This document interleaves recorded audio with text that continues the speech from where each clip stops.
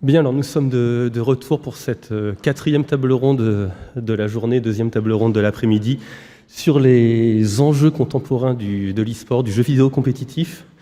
Il y a quelque chose qui est inquiétant parce que le maître de cérémonie, moi-même, est également l'animateur de la table ronde, ce qui veut dire que j'ai totalement la maîtrise du temps.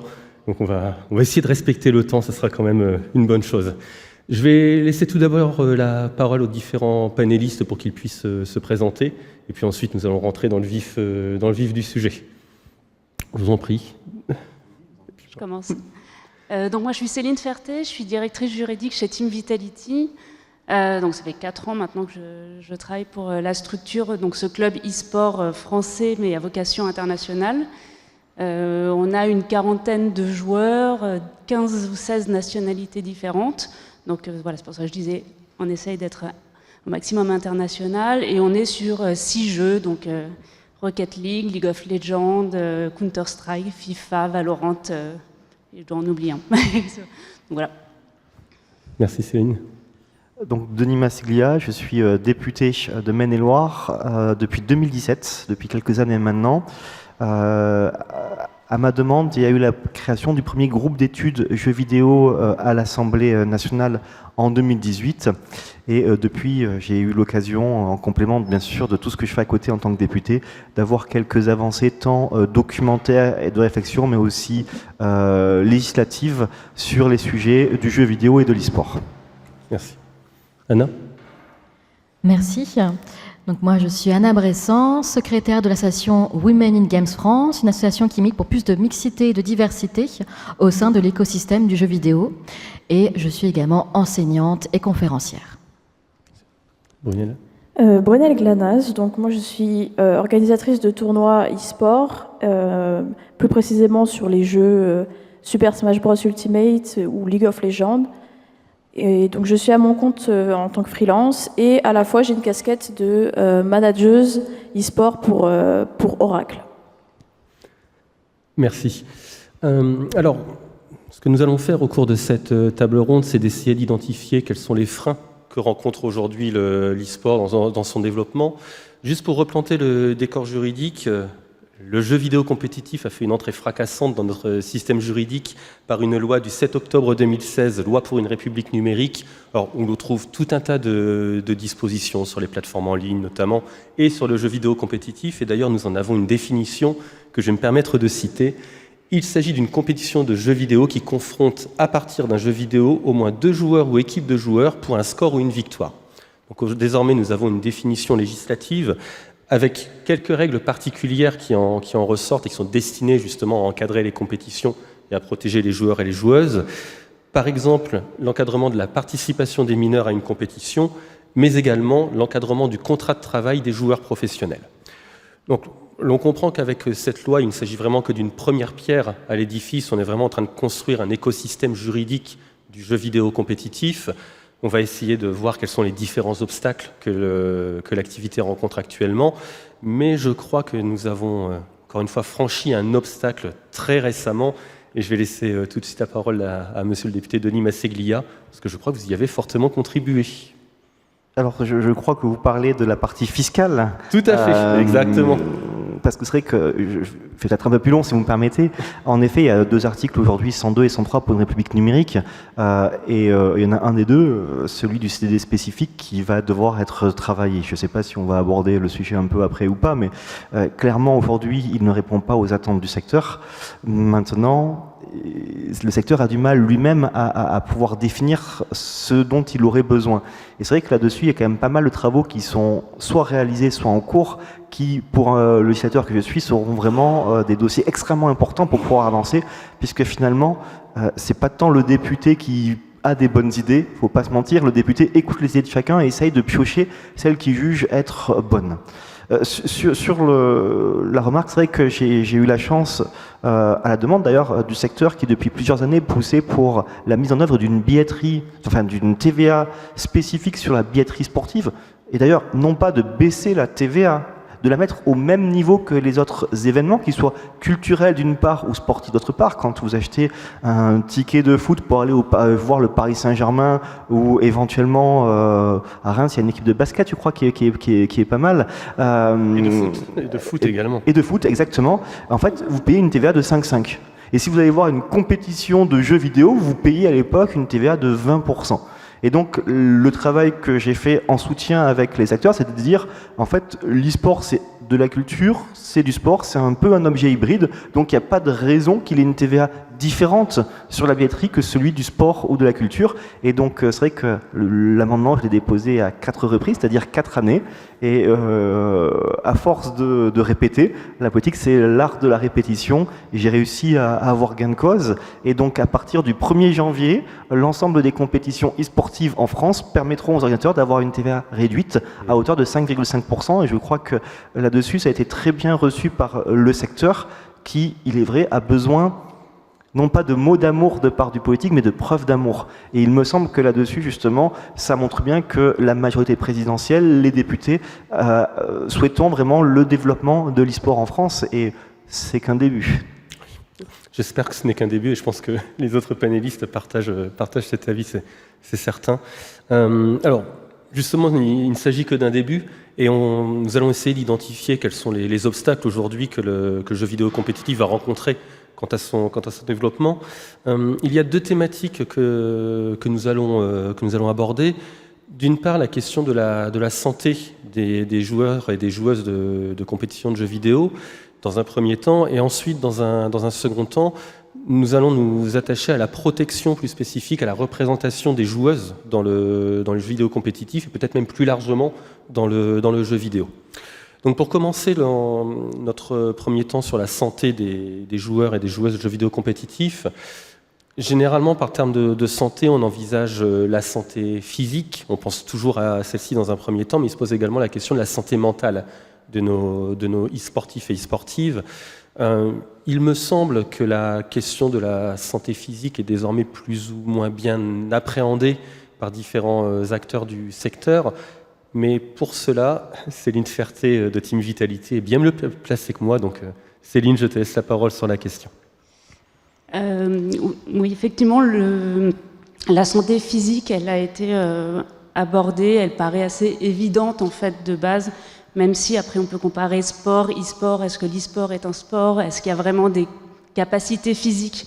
Oui, l'exemple, c'est vous, quand vous cliquez sur votre souris, vous faites à peu près 100 actions par minute. Les joueurs de e-sport, les e-sportifs professionnels, ils ont à peu près 400 actions par minute. Je vous laisse calculer ce que ça fait à peu près à la seconde. C'est très très impressionnant. Je vous invite aussi à regarder des matchs de StarCraft. Alors ça date un peu, mais vraiment, moi je reste bluffée et ébahie sur la capacité cognitive, parce qu'en plus de ça, c'est effectivement des actions physique au niveau des mains, mais c'est aussi un temps de réflexion qui est extrêmement court puisqu'ils doivent analyser la situation et réagir et anticiper, comme un joueur d'échecs en fait doit aller réfléchir au 4e, 5e, 6e coup d'avance.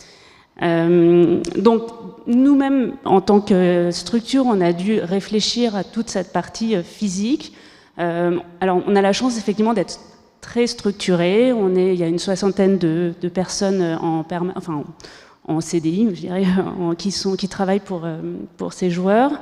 Mais on s'est dit aussi, c'est pas uniquement des joueurs qui sont derrière leur PC et qu'on appelle juste pour leur demander de s'entraîner et pour de jouer aux compétitions. On s'est rendu compte qu'il fallait aussi les accompagner, parce qu'on dit souvent, pour performer, il faut être bien dans son corps et dans sa tête. Donc on a effectivement d'abord abordé la partie physique en leur mettant à disposition des coachs physiques, des coachs de la performance, des nutritionnistes aussi, parce que de la même manière, on a un peu ce préjugé de se dire les e-sportifs, ils sont à manger leurs chips et à boire leurs canettes de coca.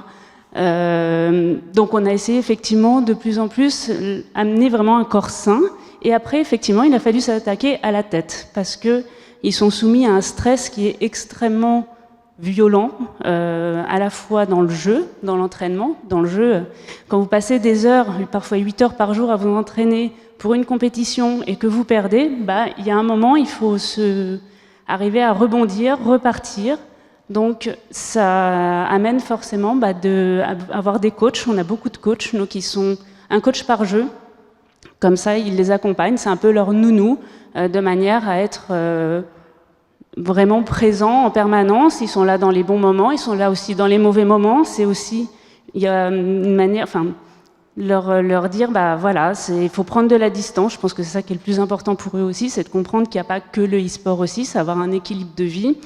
Donc voilà, il y a vraiment tout un accompagnement permanent pendant les compétitions, mais hors compétition quand ils s'entraînent. Et nous, typiquement, alors malheureusement, c'est arrivé suite à un événement tragique l'année dernière. On a mis en place une association qui s'appelle CARE. Donc en fait, on a un joueur qui s'appelait Twiston sur Valorant qui s'est suicidé. Ça a été extrêmement difficile pour les équipes, que ce soit pour évidemment ses coéquipiers, mais aussi pour toute la structure. Moi-même, typiquement, je lui faisais signer des contrats, c'est une réalité en fait. C'est tout d'un coup se dire, il a mis fin à ses jours parce qu'il était dépressif et il a fallu en fait. Alors, maintenant à rebours, on se dit toujours qu'est-ce qu'on aurait pu faire de plus. Malheureusement, je pense pas grand-chose. Il était malade, mais tout ça nous a dit, en fait. Il faut parler, il faut communiquer, il faut en fait amener ces joueurs à se dire vous n'êtes pas seuls, il y a plein d'autres joueurs qui sont exactement dans la même situation, ne vous isolez pas. Donc on a essayé en fait de mettre en place du coup ce programme en association avec la fondation Twiston qui a créé la famille.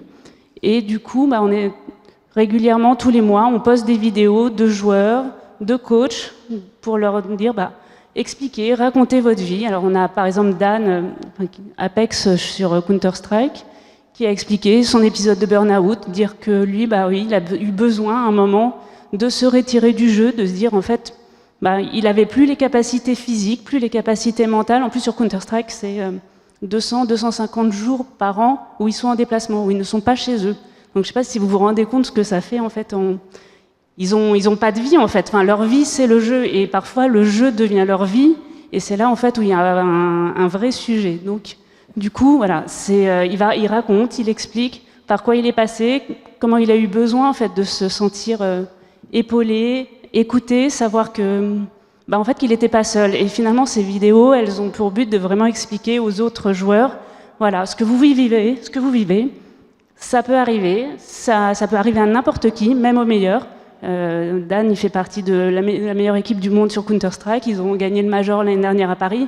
Enfin, ça montre. Et puis, il y a aussi, j'imagine, et c'est sûr, même des joueurs à plus petit niveau qui vont se mettre un stress énorme sur la compétition. Ils s'imaginent en fait qu'ils vont arriver au top niveau. Ils travaillent.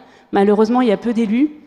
Et c'est ça aussi, de savoir arriver à se mettre un équilibre en fait dans sa vie, se dire voilà, il y a aussi d'autres choses, il y a la vie, il y a d'autres, pas que le jeu vidéo. Et aussi, un point qui est important, je pense, sur la partie stress, les réseaux sociaux. Moi, regarder Twitter, c'est pas très compliqué. Enfin, ça saute aux yeux. Il suffit de regarder. Vous regardez une victoire, une défaite, souvent les défaites plutôt. La haine qu'il peut y avoir de la part de gens qui se cachent derrière de pseudos. Et Dan en parlait l'autre jour du coup dans cette vidéo, il disait mais il y a des gens qui veulent la mort de ma famille en fait. Et lire ça, c'est super dur. Donc il disait moi ça fait 15 ans que je joue à haut niveau, j'ai appris à me faire une carapace, mais quand vous avez des jeunes qui arrivent à 16 ans, 17 ans, qui sont pas du tout formés à avoir ça, qui sont en pleine construction psychologique et qui se prennent ça en face, et c'est des centaines et des centaines de tweets, et puis quand ils vont gagner, c'est toute l'équipe qui a gagné, et puis par contre quand ils vont perdre, c'est de sa faute. Enfin, il y a vraiment un truc très très difficile. Donc voilà, nous on essaye vraiment de les accompagner là-dessus, de la meilleure des manières, et je pense que vraiment toute la partie réseaux sociaux, pour moi, il y a vraiment quelque chose à faire sur la haine en ligne, parce que c'est ce qu'il y a de plus néfaste, je pense. Ce qui permet de faire la boucle avec notre première table ronde de ce matin. D'ailleurs, on a traité de cette question de la haine en ligne, et on voit que tout cela n'est pas hermétique finalement. Ce sont vraiment des phénomènes qui vont énerver tout le secteur du jeu vidéo, notamment dans le jeu vidéo compétitif, en effet.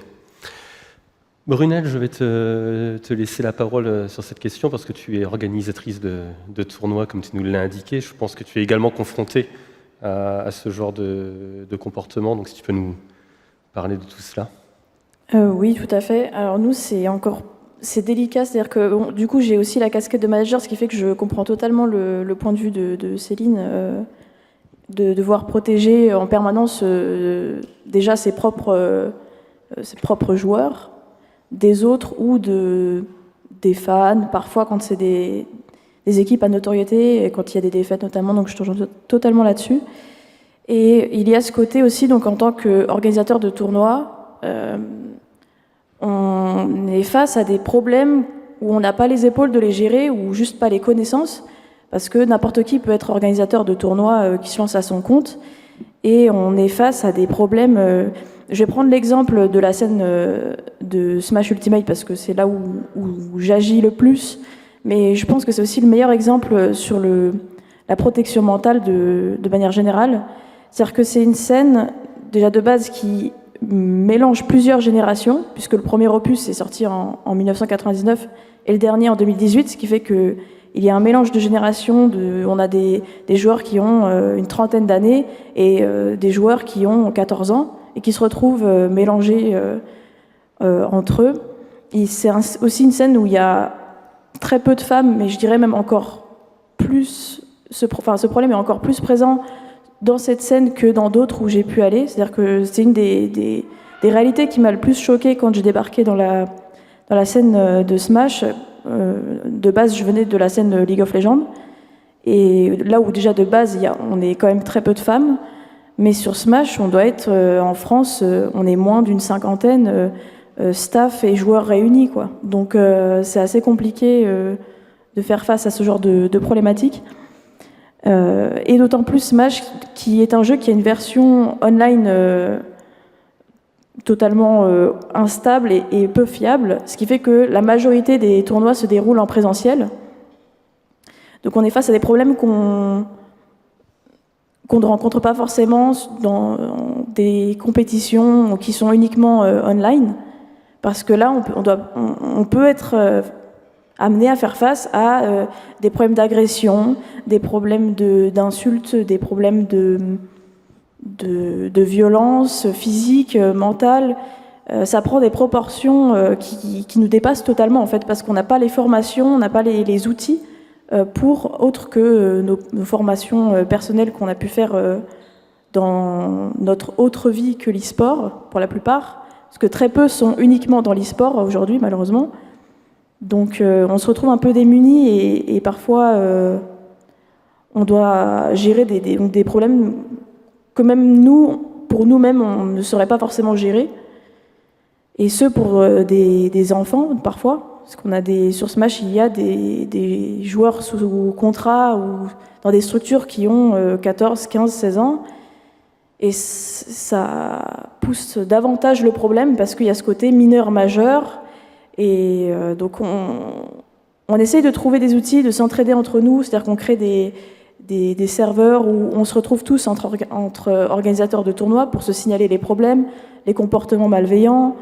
Mais on se retrouve par exemple face parfois à des vides juridiques, parce qu'on ne peut pas forcément ban des personnes de nos événements sans être passé par la justice, ce qui est normal d'ailleurs. Mais ça peut aussi être un frein parfois, parce que si la personne ne veut pas porter plainte, on ne peut pas le faire à sa place, et on est un peu... Qu'est-ce qu'on peut faire pour les protéger? Parce qu'on sait que telle ou telle personne a des comportements qui sont dangereux, mais on peut absolument rien faire contre sur le moment. Bon, ça dépend des cas, évidemment, mais c'est assez problématique sur ce côté-là, effectivement. Donc, hormis se concerter entre nous et se donner des astuces, se prévenir entre organisateurs et managers aussi, de comportement, on manque cruellement d'outils et de connaissances pour faire face à ce genre de problème. Et donc c'est une de nos principales problématiques actuelles, où on essaie de trouver des solutions et de se former entre nous, mais c'est un peu compliqué à gérer en même temps. Je me permets une question parce que tu nous as dit que tu viens à l'origine de la scène League of Legends, je ne me trompe pas, puis maintenant sur Smash. Tu ressens une différence de comportement selon les scènes e-sportives, ou est-ce que c'est un phénomène qui est plus généralisé? Là, c'est peut-être plus ton expérience personnelle.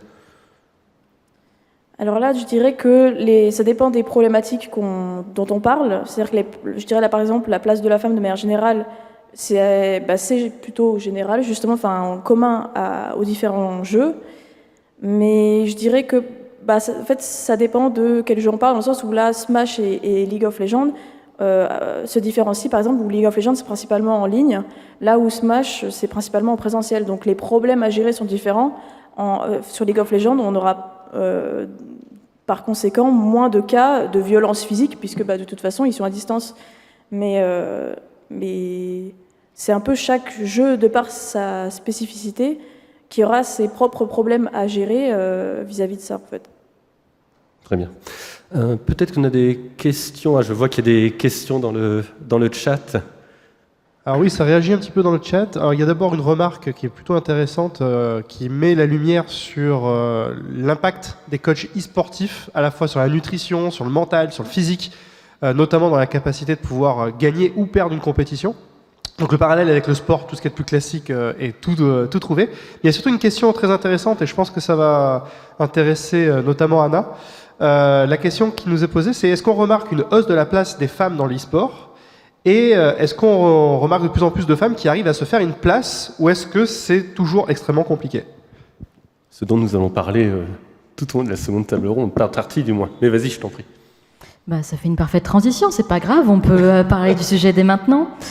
Alors, vous serez heureuses et heureux de l'apprendre, mais le public amateur, donc monsieur et madame tout le monde qui jouent donc à des jeux e-sport, eh bien les femmes sont majoritaires à 51% d'après le dernier rapport de France e-sport. Donc je crois que c'est également le baromètre annuel du jeu vidéo e-sportif en France. Donc nous sommes majoritaires. Donc très bonne nouvelle, on est contente. Maintenant, dès qu'on passe à quelque chose avec un système de classement, alors là tout de suite, je vais sortir mes notes parce que je ne connais pas exactement ces résultats par cœur. Par contre, je connais la finalité. Celle-ci est très intéressante. Alors, suspense. Est-ce que je vais retrouver mes notes?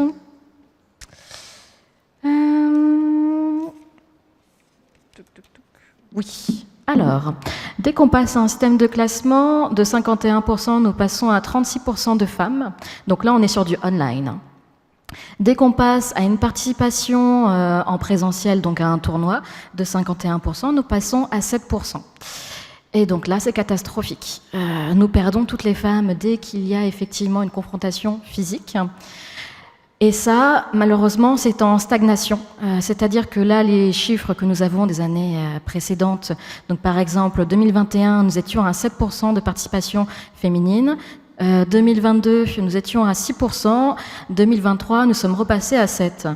Donc stagnation ou baisse, sachant que moi je verrais ça plutôt comme une baisse, vu que nous avons énormément augmenté en termes de joueuses et joueurs depuis ces années-là. Ça a suivi l'évolution de toute façon du jeu vidéo.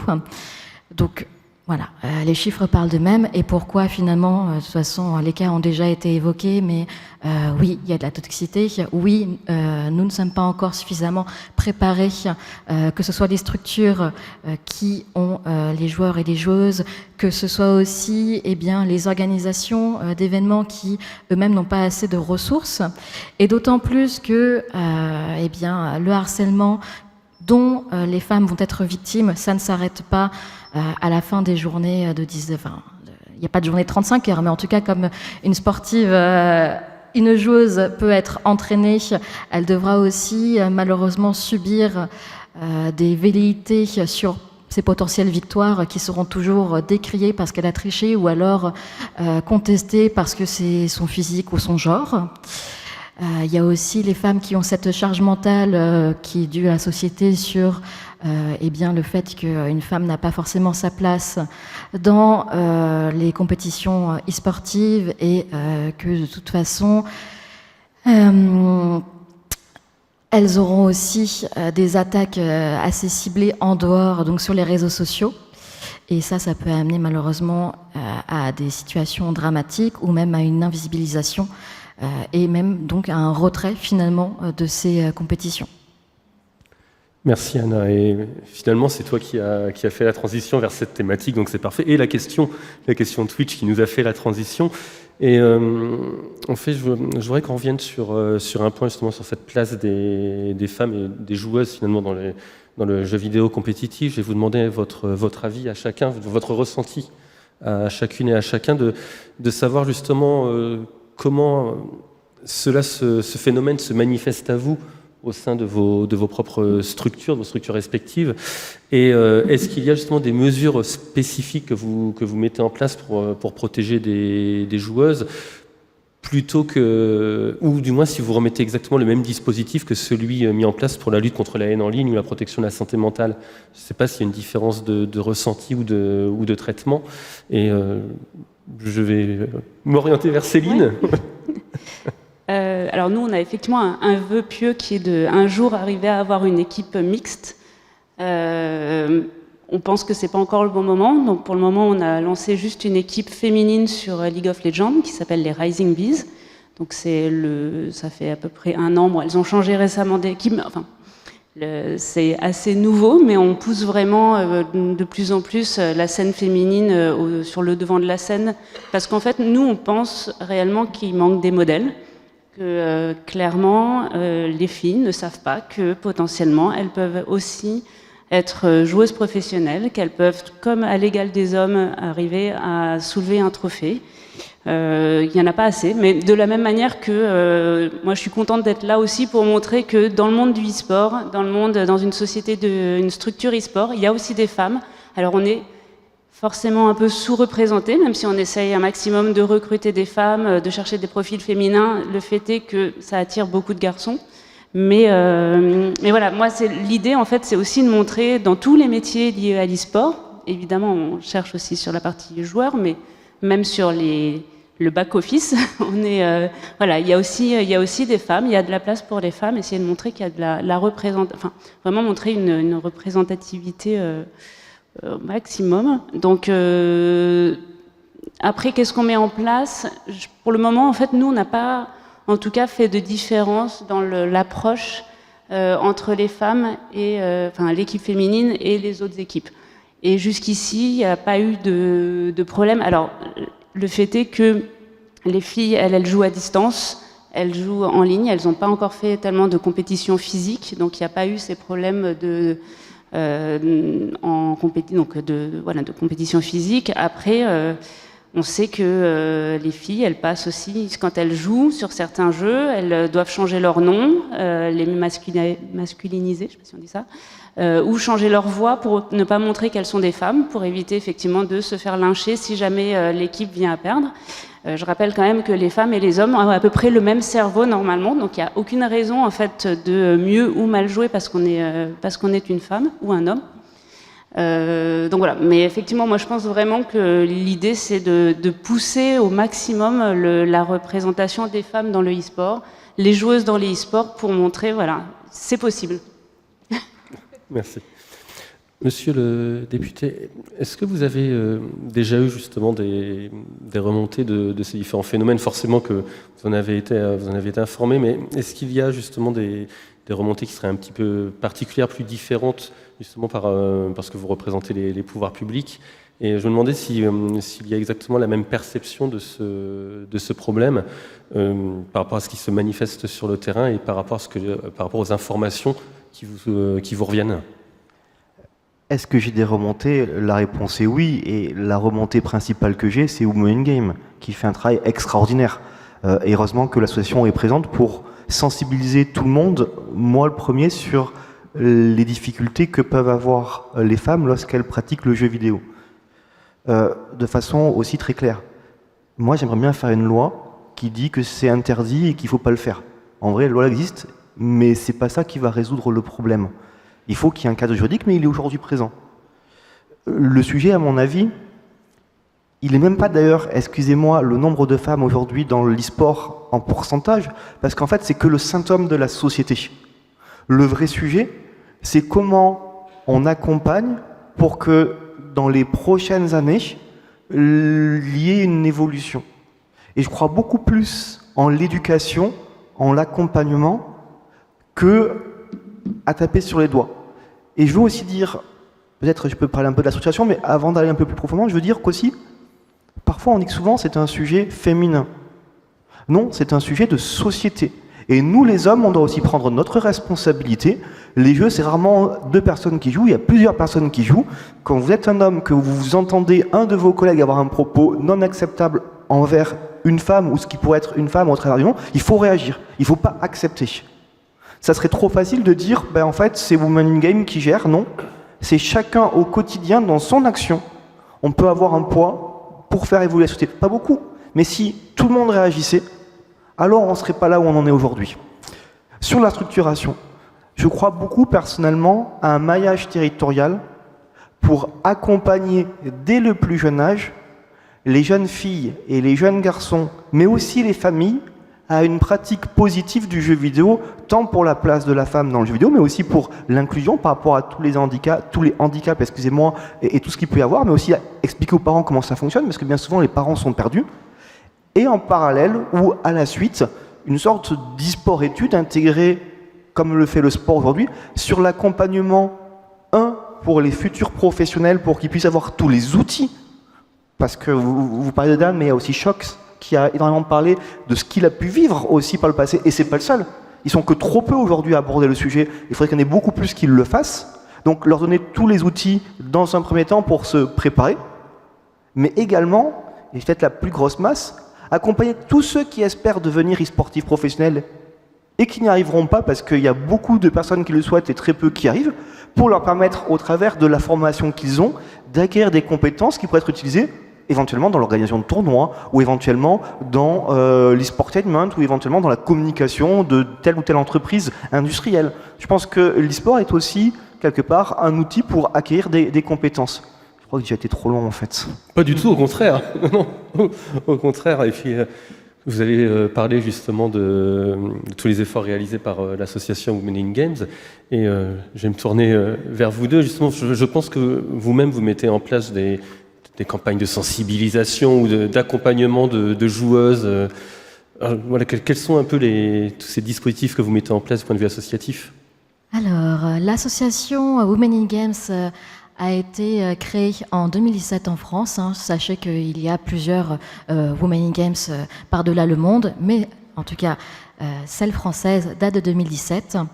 Nous œuvrons pour effectivement plus de représentation féminine dans l'e-sport depuis 4-5 ans maintenant. Nous avons à cette fin créé des incubateurs. Des incubateurs, c'est quoi ? C'est donner finalement la même chance à des joueuses amatrices de monter en niveau en les soutenant par des moyens financiers grâce au soutien d'ailleurs de partenaires éditeurs, donc Ubisoft, Riot Games, Capcom. Donc, on a travaillé avec eux sur des jeux, donc leurs jeux bien sûr cœur, League of Legends, etc. pour que ces joueuses-là, pendant 1 an, bénéficient de coaching individuel et groupal, qu'elles puissent s'entraîner, qu'elles puissent participer à des compétitions. Et d'ailleurs, je le rappelle, mais on a quand même gagné en crédibilité parce que ce secteur est quand même relativement jeune, le secteur de l'e-sport, mais auprès du grand public, il y a quand même eu quelques victoires, notamment maintenant l'acceptation que ce rôle-là de joueur-joueuse e-sport, ça peut devenir un métier. On n'en est pas encore à la même reconnaissance et ni au même soutien financier de la part des pouvoirs publics qu'en Corée, par exemple, en Corée du Sud. Pour autant, maintenant, c'est beaucoup plus facilement accepté, même si, bien sûr, entendons-nous, ça reste une niche qui peut en vivre et qui fera carrière dedans. Cela dit, quand on veut être joueur ou joueuse e-sportive, il faut aussi maintenant participer à des compétitions à l'international. Et pour ça, en France, nous avons aussi ce côté-là un petit peu français, fair play, même si, quand je parle du sport et des compétitions, pas dans tous les sports, parce que si je prends le football par exemple, il est courant d'avoir des comportements plutôt hostiles face à l'équipe en face de notre équipe coup de cœur. La chose étant que normalement ce comportement-là n'est pas accepté dans les autres sports et qu'en France majoritairement nous sommes contre. On a un avis là-dessus, restons fair play. Par contre, quand on part par exemple aux États-Unis, toute victoire est bonne à prendre. C'est-à-dire que vous pouvez huer, injurier, essayer de déstabiliser le joueur en face. Une victoire est une victoire. Donc je vous laisse imaginer ce que ça peut donner comme résultat pour une femme qui subit 2 fois plus de pression, qui a beaucoup plus de freins à l'entrée et qui, même sur place, se retrouve une nouvelle fois diminuée. Donc, il y a aussi cette prise en... Pour moi, effectivement, femme ou homme, il n'y a pas de frein physique. Par contre, nous avons beaucoup plus de pression et ça doit être pris en compte dans le management. D'autant plus que là, pendant donc 5 ans, nous avons œuvré avec les éditeurs pour que nos joueuses bénéficient donc d'un traitement professionnel de soutien. Cela étant dit, nos coachs sont majoritairement des hommes, ont toujours été des hommes. En termes de rôle modèle, nous sommes encore malheureusement minoritaires à ce niveau-là. On commence à avoir donc des femmes et l'incubateur. Pour vous, ça vous paraît peut-être maintenant une norme, mais quand on a commencé à le faire, les éditeurs, les éditeurs, étant une captation, je ne citerai pas de nom, mais en tout cas, les médias, le grand public, etc., avaient beaucoup de questions sur le fait que est-ce qu'une femme peut vraiment concourir, est-ce qu'elle a les mêmes capacités. Moi, je n'en vois pas dans mon entourage. Franchement, est-ce que vraiment ça vaut le coup qu'on investisse dedans? On a réussi à démontrer avec nos incubateurs que les femmes à moyens égaux avaient un niveau totalement enviable et très expert sur des jeux. Donc ça, c'est une réussite et nous n'avons pas pour vocation, comme l'a si bien dit monsieur le député, à devenir des maisons de gaming. On n'a pas cette ambition-là, on voulait juste ouvrir la voie, de même qu'on devrait ouvrir la voie pour d'autres métiers de l'écosystème, parce qu'il y a les joueuses, il y a les coachs, il y a les casteurs et castrices, donc ça c'est les personnes par exemple qui vont animer les compétitions. Moi, ce que j'aimerais, c'est un vœu pieux, et là je n'engage pas l'association, mais que par exemple on ait les mêmes droits que la télévision, enfin les mêmes droits, les mêmes obligations et devoirs, qui est par exemple que quand on anime une émission, quand c'est la télévision, vous avez un homme et une femme. C'est des choses simples à mettre en place, simples. Bon, qu'on s'entende, il faut légiférer, etc., etc., mais voilà, il y a des moyens d'arriver. Finalement, c'est habituer l'œil aussi à toujours retrouver des femmes. Il se pose aussi d'autres questions. Est-ce qu'on doit organiser des compétitions 100% féminines ou instaurer un minimum de quotas mixtes? Alors, ça, c'est un grand débat pour nous. À titre personnel, une nouvelle fois, moi, je suis pour les quotas, même si, évidemment, je ne veux pas être cette femme issue des quotas. Pour autant, on voit que même si on a le soutien de la part des médias, pour moi, ça reste des actions de communication tant qu'il n'y a pas de réelles actions concrètes, qu'on n'a pas chiffré ce résultat-là. On peut le voir aussi, et ça, je fais la passerelle parce que l'écosystème du jeu vidéo, de l'e-sport et du streaming, pour moi, tout est lié. Nos rôles modèles, ce sont les streameuses qui vont partager le contenu.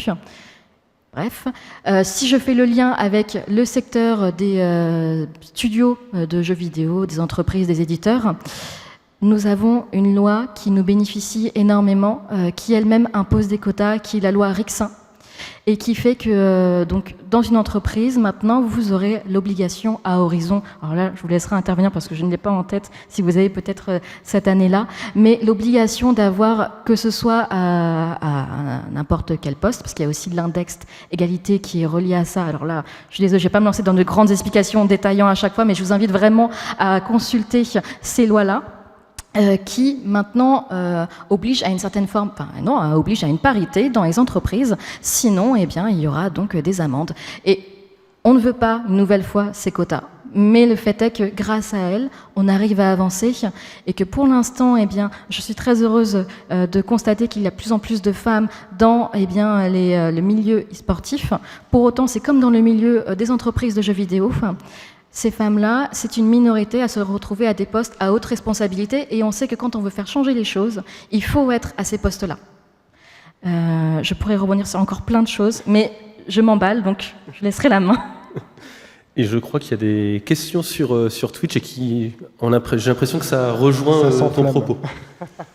Ça s'enflamme. Non, il y a vraiment beaucoup de choses là. C'est un sujet qui passionne la communauté qui est sur Twitch.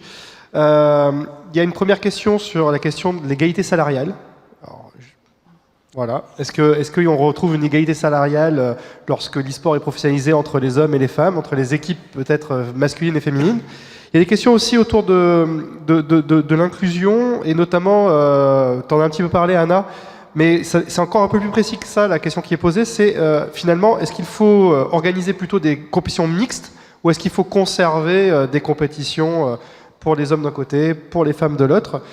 Et puis ensuite, il y a beaucoup de remarques, je vais peut-être pas toutes les passer en revue, mais il y a la question aussi qui m'a intéressé, qui est de dire finalement, si on a une majorité de coachs masculins, c'est aussi parce que ces coachs-là sont d'anciens grands gamers qui ont quelque chose à transmettre, et que effectivement, l'histoire étant ce qu'elle est, il y a une surreprésentativité de grands gamers historiques de sexe masculin. En tout cas, dans cette question de représentativité, ça peut donner quelques éléments de réponse. Voilà. Bien sûr. Alors, il y a beaucoup de questions et pour le coup, j'ai un avis effectivement parce que je récolte pas mal de données et que je suis en lien avec énormément d'institutions. Pour autant, sur la partie salariale, je pense que Céline sera la plus à même de donner son avis et elle aura un regard pertinent étant vraiment au cœur du terrain. Pour tout ce qui va être donc inclusion, les femmes, pardon, du coup j'ai perdu le fil. Rappelle-moi rapidement. Il y avait une question qui touchait, alors c'est peut-être plus une opinion d'ailleurs qu'une vérité scientifique, mais est-ce qu'il faut aller vers des compétitions qui soient systématiquement mixtes et également, pourquoi pas, des équipes mixtes, ou est-ce qu'il faut conserver une séparation entre les compétitions masculines et féminines? Pour moi aussi, c'est un discours à avoir de la part des organisateurs, de cibler les femmes, comme peuvent les avoir les écoles de jeux vidéo, à ramener un public féminin. En fait, c'est faire en sorte d'intégrer ce public-là, parce que pour l'instant, moi, dans tout ce qui va être promotion d'un événement, je le retrouve pas facilement. Je vois pas qu'est-ce qui pourrait me donner envie de rejoindre un événement si c'est pas. Il faut que je me sente ciblée, en fait, il faut que je me sente incluse. Et c'est vrai que ça passe donc par des rôles modèles, ça passe aussi par des campagnes vraiment de sensibilisation. Et là, je trouve que maintenant, ça commence à avoir bonne presse et on voit que ça peut être accueillant, grand public. Mais par exemple, et pour des choses quand même relativement...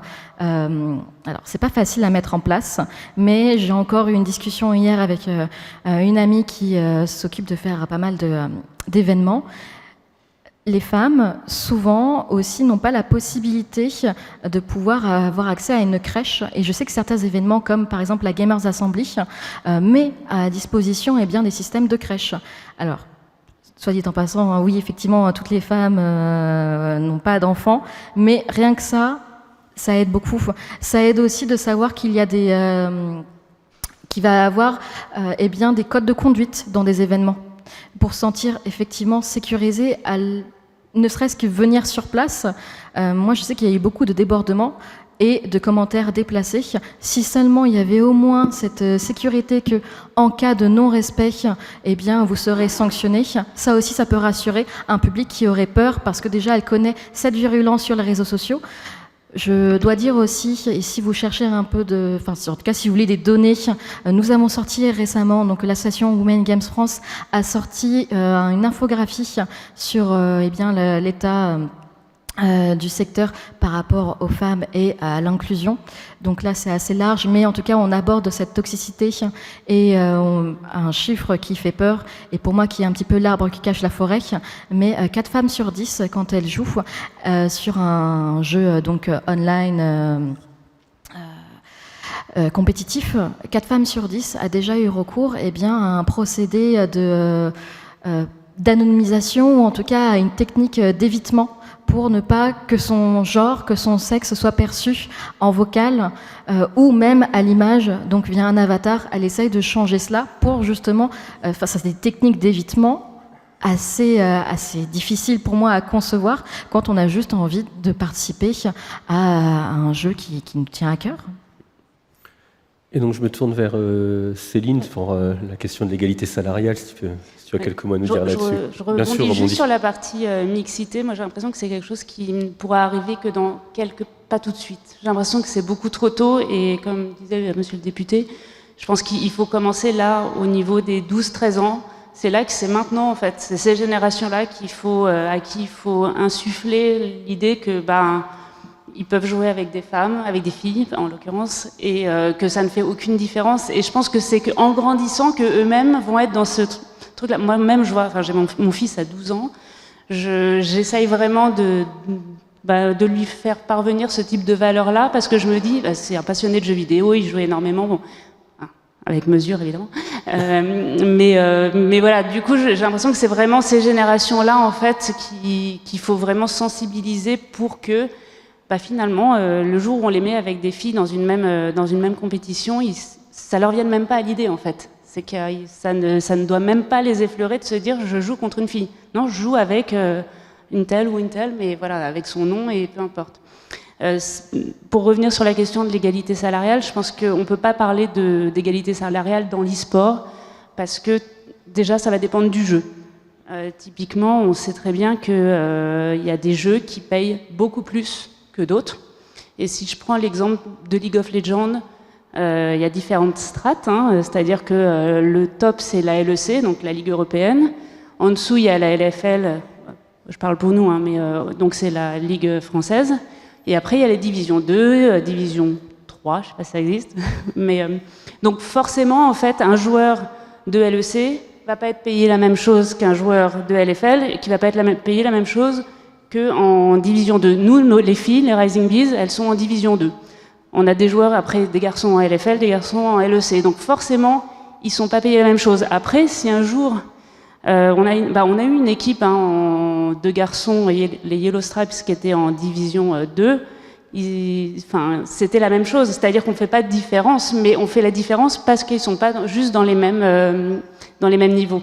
C'est une question plus de performance et de niveau que de savoir si c'est des garçons ou filles.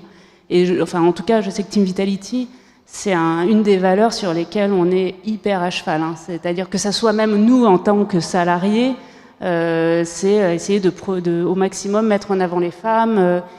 Mais voilà, encore une fois, moi l'histoire des quotas, j'avoue, j'ai un doute parce que c'est la même manière.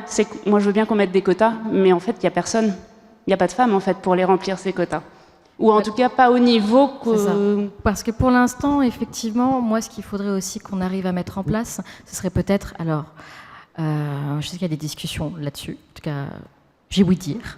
Mais... des filières e-sportives, ça serait bien qu'on puisse les monter pour qu'en fait chacun ait accès à ces métiers-là. Comme au bac, on pourrait choisir, je sais pas moi, atelier théâtre, on pourrait aussi choisir atelier e-sport. Et rien que ça aiderait aussi à montrer que c'est quand même une voie qui peut porter et surtout à encourager les femmes à participer dans un cadre où elles auraient leurs amis, par exemple, proches d'elles. Je vais me permettre de rebondir sur cette question de l'égalité salariale. On touche un peu au contrat de travail. On va faire un peu de hors-piste, finalement, mais c'était soufflé par monsieur le député tout à l'heure quand vous parliez du contrat de travail pour les joueurs et joueuses de jeux vidéo compétitifs. Vous disiez que apparemment le cadre qui avait été mis en place par la loi pour une république numérique ne semblait pas correspondre au secteur, aux besoins du secteur.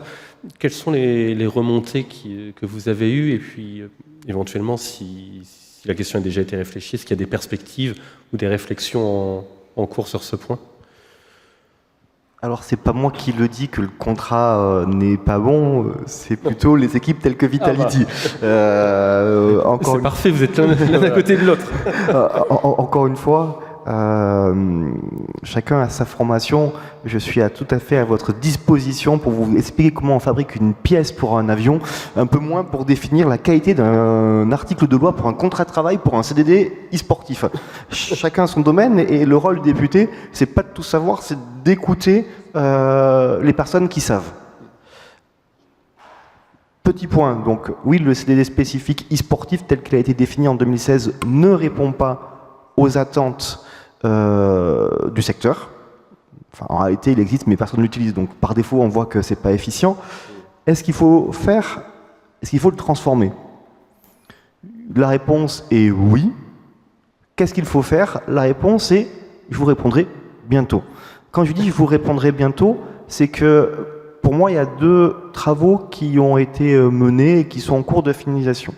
Le premier, et d'ailleurs, je crois qu'elle est partie, mais il y a eu une doctorante qui a présenté la semaine dernière, Emeline Guesde, si vous la connaissez, de très grande qualité, qui fait déjà des propositions.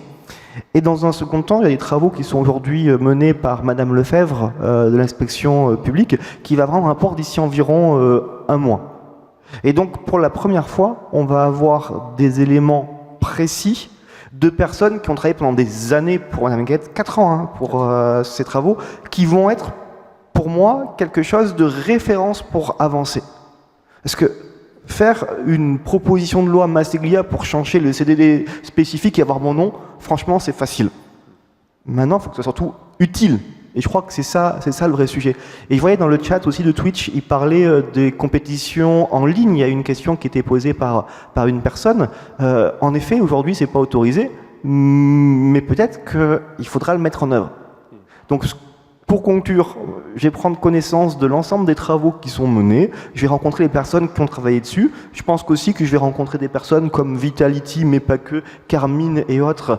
Il faut dire 2-3 marques, Gentlemate, c'est bon, BDS, j'ai fait le tour. Nous ne sommes pas encore bannis de Twitch, c'est bon. Voilà. Et donc, je ferai faire le tour de l'ensemble des entités, 1, qui ont travaillé sur le sujet, 2, qui ont besoin d'avancer. Et en fait, dans les prochains mois, je ferai ce qu'on appelle une PPL, une proposition de loi. S'il n'y a pas de PJL, de projet de loi, je m'explique, si le gouvernement se saisit des sujets pour proposer une loi, tant mieux. S'il ne le fait pas, je le ferai moi. Merci. Je pense que nous allons en profiter pour faire un petit tour de questions pour finir cette table ronde. Donc on va s'orienter du côté de Twitch pour commencer, et puis ensuite au public qui est présent dans l'amphithéâtre. Alors, il y a une dernière question effectivement qui nous arrive sur Twitch qui parle du business model finalement des compétitions d'e-sport. Je lis la question. Bonjour, il me semble qu'il est interdit pour les organisateurs de tournois en France de faire payer les joueurs pour participer à une compétition si la compétition se déroule en ligne. Cela pourra-t-il changer dans le futur pour permettre d'accroître le secteur ?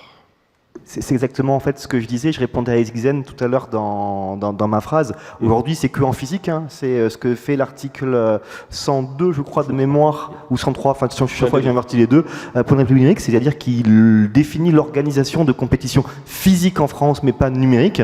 C'est un sujet, à mon avis, extrêmement important, et il faudra, à mon sens, avancer dessus. Autant je suis favorable, personnellement, pour les compétitions en ligne de jeux vidéo, autant il y a aussi une enquête qui a été montée par différentes entités qui aujourd'hui la mise en œuvre de paris, légaliser le pari sur les compétitions e-sportives. Personnellement, je n'y suis pas favorable, bien que j'ai conscience qu'un jour ça arrivera, parce que déjà qu'on a une pression au travers des réseaux sociaux et autres de jeunes qui n'ont pas été accompagnés dans la pratique de jeux vidéo. Souvent on devient e-sportif professionnel sans savoir les bases.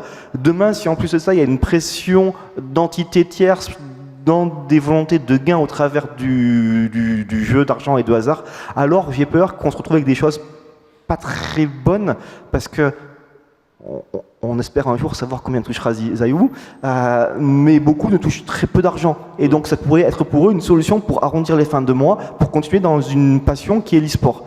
Et tant qu'on n'aura pas accompagné ces joueurs-là dans de résister aux pressions qui peuvent être faites, personnellement, j'y serais défavorable. Je pense qu'on peut le dire, ce sont tous les risques de corruption qu'il y a avec des joueurs, justement, on va les amener à tricher, à ne pas participer. Mais quand vous avez 18 ans et que vous touchez 1000 ou 1500 euros et que vous avez un loyer à 1000 euros et qu'on vous propose, en faisant un first kill ou en lâchant telle ou telle action, de toucher 2, 3, 4 000 euros, la personne elle peut se dire je vais le faire une fois en espérant pouvoir continuer à vivre de mon métier parce qu'aujourd'hui je m'en sors pas. Le secteur aujourd'hui est bien structuré, il n'est pas à mon avis suffisamment structuré pour pouvoir accueillir demain de telles pressions. Est-ce qu'il y a des questions? Peut-être une dernière sur Twitch, s'il y en a une, ou dans le public. Sur Twitch, c'est bon.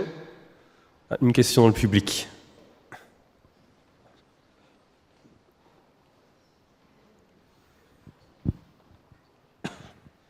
Bonjour, merci pour cette table ronde. Petite question, est-ce que vous pensez, à vous 5, que la suppression de l'anonymat en ligne pourrait être une piste pour résoudre certains des problèmes abordés lors de ce colloque?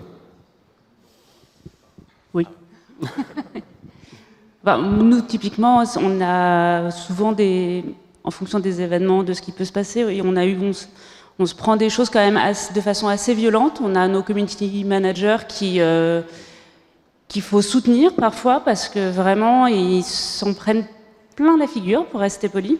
C'est vraiment, et de façon très ouverte, on a contacté un avocat pour voir qu'est-ce qu'on pouvait faire pour marquer le coup, en fait, parce qu'on s'est dit là il faut faut que ça s'arrête. C'est pas possible qu'il y ait une escalade dans la violence verbale. Et ce qu'on nous a répondu, on nous a dit il n'y a aucune chance pour que votre plainte aboutisse parce que Twitter met en place une anonymisation qui fait qu'on ne peut pas retrouver facilement les auteurs de ces tweets. Et du coup, en fait, à part être une star très connue, qui a beaucoup d'argent dépensé, enfin, non, c'est pas tout à fait vrai. Non, mais en vrai, voilà, il nous a dit une plainte sur 20 arrive à son terme parce que Twitter a mis des choses en place qui fait qu'on ne peut pas voir qui se cache derrière. Donc oui, je pense qu'à partir du moment où les gens auront leur nom, leur prénom et leur nom de famille affichés, peut-être que ça les limitera un peu dans leur véhémence. Bruna, Lana, votre avis? Moi, je suis assez d'accord sur le principe, c'est-à-dire que ça réglera pas le problème de fond, parce qu'à partir du moment où on est en ligne, même parfois, en n'étant pas anonymisé, il y a quand même des comportements qui sont pas acceptables, mais ça en dissuadera une bonne partie, je pense, oui. Ce serait une excellente piste. De toute façon, ce sentiment d'impunité, c'est pour nous un véritable fléau. Mais une nouvelle fois, les problèmes qu'on peut rencontrer en présentiel ne sont pas les mêmes.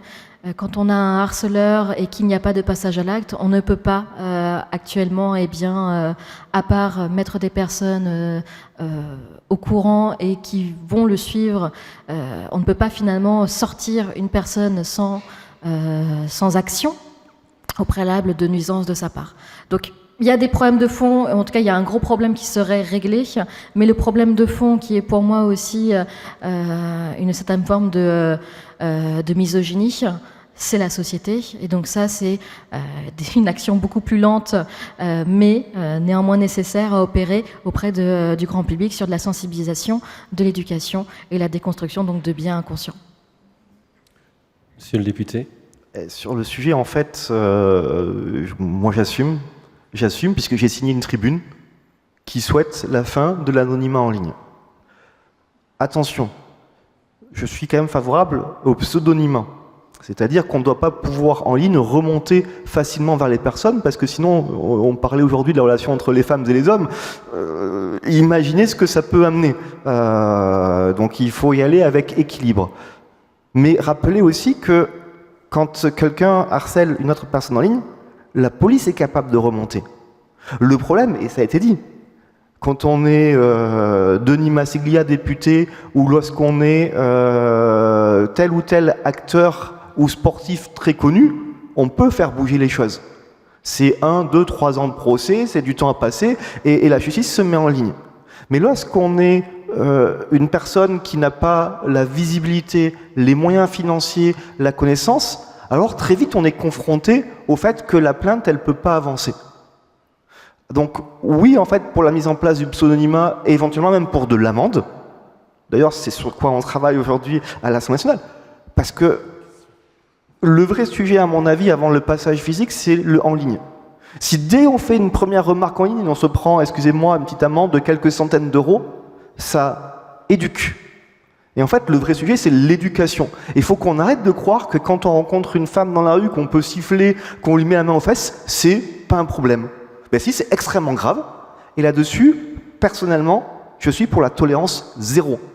Tolérance zéro, c'est-à-dire dépôt de plainte automatique, et la justice doit se saisir de toutes les plaintes et amener ça au bout, d'une part. Et d'autre part, je reviens sur mes propos tout à l'heure, il y a trop de spectateurs qui ne disent rien.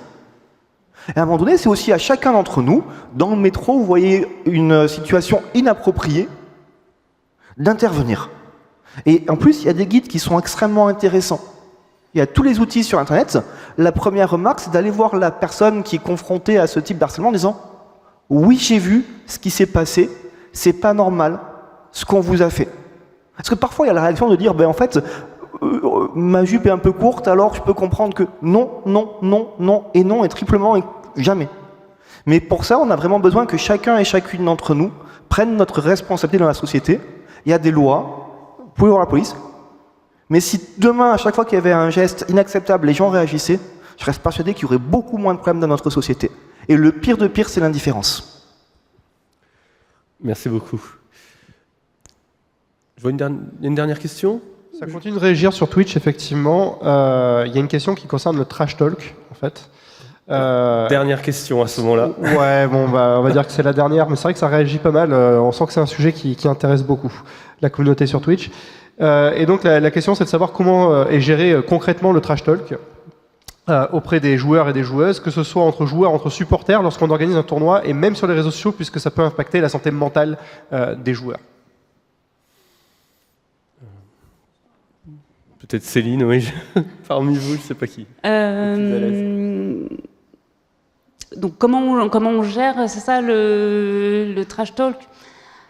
Après, on peut pas très clairement, on sait que... Moi, je vais parler sur les réseaux sociaux. Hein, les joueurs, ils disent, ça fait partie du jeu. Il y a des choses que... Tant que ça se charrie, ou que il y a les fans aussi, hein, beaucoup entre communautés, donc, typiquement la Carmine Corp, Vitality, ça se chauffe pas mal. Tant que ça reste finalement bon esprit, bonne ambiance, j'ai envie de dire, ça fonctionne et ça passe. Après, nous, les joueurs, on les coach beaucoup. On essaye de leur expliquer qu'il faut qu'ils prennent de la distance, qu'il faut qu'ils essayent de pas tout lire. C'est compliqué, hein, parce que quand ils gagnent, ils ont envie de regarder ce qui se passe, mais quand ils perdent, je pense qu'ils ont aussi envie de regarder, parce que c'est humain, hein, on parle de nous, on a envie de savoir qu'est-ce que les gens disent sur nous. Donc, voilà, nous, on ne peut que passer par du coaching, de la sensibilisation, essayer un accompagnement, en fait, permanent sur ce genre de choses. Alors, il y a des joueurs qui ne gèrent pas du tout leur communauté, qui ont confié ça à leur agent. C'est l'agent qui gère. Et du coup, ils ne regardent pas du tout les réseaux. C'est aussi une manière de faire. Voilà, c'est aussi la sensibilité de chacun, mais on essaye de les accompagner au maximum. Mais forcément, ils prennent. Hein, donc, c'est vrai que c'est un vrai sujet. Mais ça, après, je dirais que c'est aussi malheureusement lié au fait de devenir un personnage public. Et pour le coup, auparavant, il n'y avait pas forcément d'accompagnement quand on était joueur e-sport et que là, on commençait à avoir une petite notoriété parce qu'il n'y avait pas les structures d'accompagnement. Aujourd'hui, elles existent. Aujourd'hui, il y a des cellules d'écoute qui sont peut-être pas assez relayées, pas assez visibilisées, mais en tout cas, il y a un réel soutien qu'on peut trouver soit auprès de structures professionnelles, soit auprès d'associations ou même auprès de, j'ai envie de dire, de relais locaux dans, par exemple, notre région ou notre ville. Ce qui n'était pas le cas avant. Bien, merci à tous les quatre pour tous ces échanges.